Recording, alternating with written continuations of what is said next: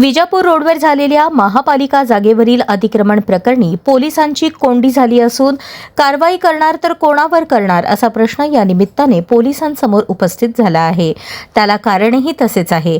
अतिक्रमण करून अवैध धंदे सुरू असलेली ही जागा महापालिकेची असून या जागेवर मोठ्या प्रमाणात अवैध धंदे सुरू आहेत।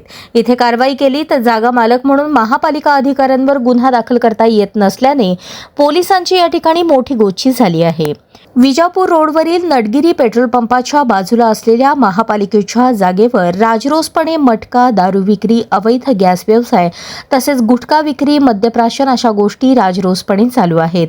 येथील अवैध धंदे बंद करून अतिक्रमण मुक्त जागा करावी अशी मागणी 2024 साली उद्योजक युवराज चुंबळकर यांनी निवेदनाद्वारे महापालिकेकडे केली होती। मात्र उद्योजकाच्या अर्जाला महापालिकेने केराची टोपली दाखवली। त्यामुळे सर्वसामान्य नागरिकांना महापालिकेत न्याय कसा भेटतो असा प्रश्न या निमित्ताने उपस्थित झाला आहे। अतिक्रमण मोहीम राबवत सोयीस्कररित्या महापालिका, मनपा, अतिक्रमण विभाग आणि हा विभाग विजापूर रोडवरील नडगिरी पेट्रोल पंपाशेजारील अतिक्रमण काढायला का घाबरतो? अप्रत्यक्षरित्या या अवैध धंद्यांना येथील काही अधिकाऱ्यांचा पाठिंबा तर नाही ना, असा सवाल या निमित्ताने नागरिकांमधून उपस्थित केला जात आहे। तिथे अतिक्रमण सध्या भरपूर चालू आहे। तरी सगळ्यात उत्तम आहे मागचे सगळे खोके हे काढायला पाहिजे। विजापूर रोड पूर्ण अतिक्रमणाने भरलेला आहे।